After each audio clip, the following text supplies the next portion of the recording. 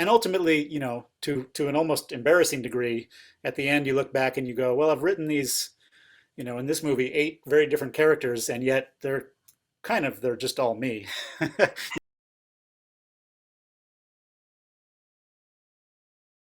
Sounded crazy. Well, men love crazy. How do you measure a man? By his choices, certainly. Honestly, ask yourself if we're more powerful together or apart. That's it? That's all you got?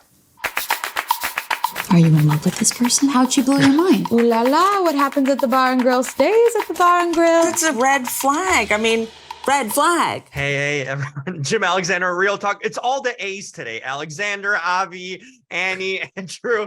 I guess that's the right away, right? We're the A team. Well, that's well said, Andrew. I like that. Hey, we don't have that much time, but what the hell did I watch here? Because my mind is spinning in every way, and it's experimental and it's so unconventional in so many ways, Andrew. I'm sure a lot of people are going to have this reaction like, I admire you for the boldness of just completely doing something that we're not used to seeing. But what was the thought process and how'd you pitch even the actors? Because I'm going to get to them, ask him reading the script, how they were plucking things apart. But tell me, at least feed my mind. I'm still wrecking my head around it. Yeah. Well, as you note, it's unique for sure, and it was unique for me. I'd never seen anything like it. I'd never, certainly never done anything like it, which is why we had to try it. But when everything locked down in 2020, there was a period of maybe 3 months where nobody could do anything, and then it started to come back. But by the time that production was coming back and people were building their bubbles, I kind of already I had this idea lodged in my head, and I wanted to pursue it. I was thinking about isolation, as I suppose we all were, but for reasons that have nothing to do with pandemic, nothing to do with lockdown, COVID, I just thought this is kind of this. We're always doing this in movies. Every time I cut from one actor to another in a scene, there's a trick to it. There's a bit of we're bending time and space. These shots could have been shot hours apart or days apart or whatever. So I thought, well, let's just take this thing that's kind of natural to movies and do this experiment that really, you could have done this. You could have done this 10, 20, 50 years ago, 100 years ago. Um, let's pull these things all the way apart. Let's take the actors and shoot them entirely separately and not really try to hide it. So, I might shoot an intimate scene between two people in bed together, but one is, you go, hey, wait a minute, the walls of this bedroom are white, and when we're looking at him, the walls are green, and this isn't the same room, but they're still sharing this very intimate scene.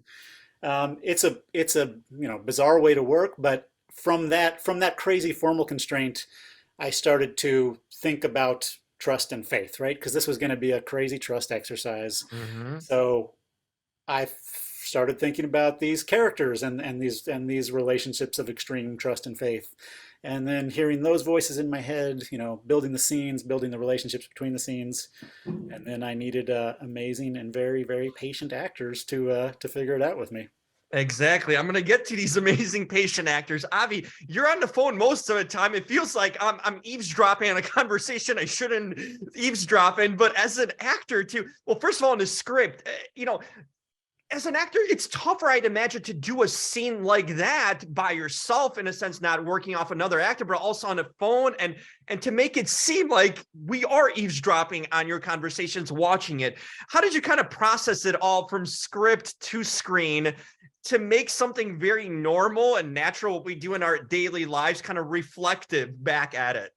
Yeah, it's a great question. I mean, I think it just comes down to really good writing. There was a lot of openness and improvisation and creativity that we brought to it, but there was also, Andrew has sort of the great ums and ahs and the pauses and the ellipses, and you can kind of use those to construct backwards, like some kind of weird Sherlock Holmes, the thoughts of this character and why he's doing the things that he's doing. And we had a great I think it was Jason that had the idea in the whole process of making this movie, was to at least have one day of kind of rehearsal, which rehearsal is a great thing, and that was mainly so that, because we had different camera crews or skeleton crews. You know, I had one guy with me in Italy to kind of figure out where we would place the camera, but that gave me a chance to kind of take these words and work them through the space, and then kind of come up with, you know, yeah, when you're on the phone and you have some bananas and gymnastics rings, you know, what might happen if you throw these things into the same space. So, you know, good script and a little bit of rehearsal and great director, and, you know, I had a great actor with me, and that's how you do it, I guess. I don't know what I did. Pulled it off. That's the most important part. Yeah. Annie, I don't know, like you got juice here, because you go from like an interesting therapist, I don't know if I'd want to have that sort of therapist, to a mother that's terrifying in a sense, protective, but very also much of a dark side there too. How did you feel like two different people, these characters? I couldn't believe, like, I'm like, is this the same person or not? It was just an interesting way, two different aspects of a human that we don't kind of notice sometimes, especially on film. How did you kind of take these two versions of we see on screen and just make them very different? You know, that's such an interesting question. And your question for Avi was so interesting. Thank you. So thoughtful. I think really it was all in the script, right? Andrew wrote this complicated person, but I think also in my own experience in my life, like, I'm very sweet in some situations and I'm really horrible in other situations. And it's the situation, it's the relationship, it's the other person, it's what, you know, I think we can all feel pretty magnanimous and interested if we're with someone who's sort of, I don't know, doesn't seem to be threatening to us, I guess, or who we want to help. I don't know. I mean, it just seems like that those two scenes for me were so interesting. They were, I loved being that part of myself, or being that woman, you know, getting to be someone caring and you know, interested and wanting to make sure the other person's safe. And then sort of like the twisted other side of that, which is, I really hope you're uncomfortable and I don't want you to be safe, you know, the other person not safe. So it was interesting to me. But thank you for that question. No, absolutely. Thanks for answering that in a very interesting way too. Andrew, how many of these people did you encounter in real life, from these characters? Because I kind of can put myself in the position of Lenny James, you know, especially after like a good night with someone, you don't know when to leave, or, you know, that sort of thing. Like, I put myself in that, I'm like, I can relate to this, you know, like, when do you exit and have that situation? But which of these characters have you encountered in real life, or these experiences that they had? Because I'd imagine these are real people and you're plucking things away from something you've experienced, right, in life. So how much of it was made up and how much was it drawn upon from experiences and people? Well, you know, you're getting at like the mystery of writing fiction in general.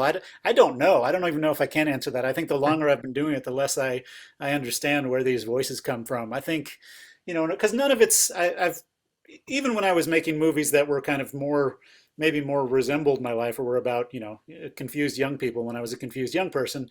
It was, I never did straight autobiography. I never did like, well, this happened to me and that's what this guy said, and so I'm going to write it down.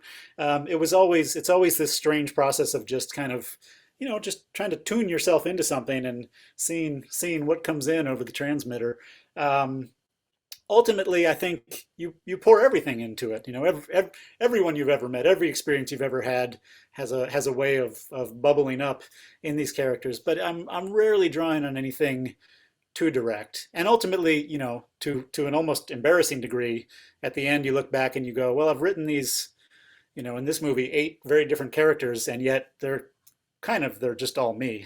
You can't, you can't help it. Hey, that's where it comes from, I guess. The mind, and, you know, is sort of to write this thing, it's got to stem from something. So that makes sense. Makes a lot of sense. Avi and Annie, I'm going to ask you individually, which scenes were, because I feel like this film is also could be put into like short films. It's like a few short films stacked together. What sort of portion of it did you guys personally enjoy, and maybe that you weren't part of after watching the film? I'm going to start with you, Avi. Which scene, in a sense, did you enjoy the most when you experienced the whole film? Yeah, well, Annie's gonna kill me, but I think the parent-teacher conference, Uh-huh. because I think that's like this dark, twisted fantasy that we've all had, and I don't know if we've all had the chance. I mean, not that, I mean, I don't have kids, but I was a kid in the parent-teacher conference, and I really wish my mom had gone in there and ripped my teacher a new one.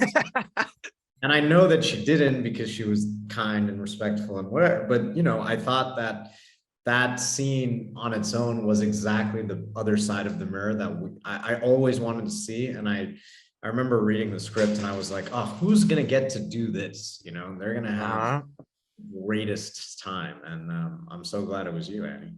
Oh, thank you, Avi. You nailed it, Annie. What about you? Which portion of the film that you really enjoyed, or kind of maybe wished you were? Well, you were in two big ones here too, but which ones that caught you kind of your attention? Well, I really love just the very first scene Mhm. of Lily and Lenny, because they're both so beautiful. They're good to look at, and there was something just so charming about the way they were together. And I loved how they were charming and awkward, and how I had the experience in seeing it. Like, at first I thought, did Andrew lie? Like, did they do that one together? Like, I thought it was, did they film that one together? That was the one that seemed to really have the magic of Andrew's experiment in it to me. Mhm. So yeah, I really loved seeing that. And Very of course well. we did, I mean, not to embarrass Avi, but we did get to see Avi, shirtless and exercising and getting all sexy. So with a banana even. So, There's something to take away from everything, right? That's what we boil it down to. I guess, Andrew, I'm wrapping it up by saying, is there more to this story? Is there more characters you want to experiment more of this? Because I feel it's open-ended. Like, there's more that could go on with this. It's sort of that sort of never-ending thing that could be done. Would you want to do another version of something like this, or bring back these characters? I'm curious. You know what? I mean, I don't have any plans to do a sequel or anything like that. But because it is such a unique thing, I have some more crazy ideas about continuing the experiment. I've been talking to some people. I want to see if I can pull it off. I might try to do it as like a multi-screen installation kind of art project. We'll see. We'll see if anybody will let me do that. But the material is there, and I think it would be. This is something you could experience in lots of different ways. So time will tell.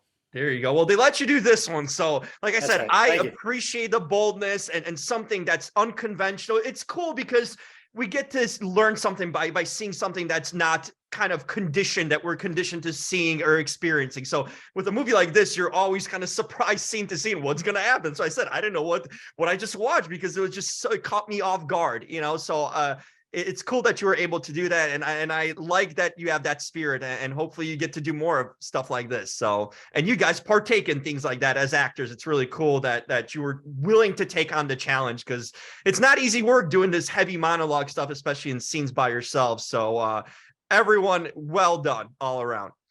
Thank you so much. thank you. Thank you, guys. Hope to connect on the Thank next you. one.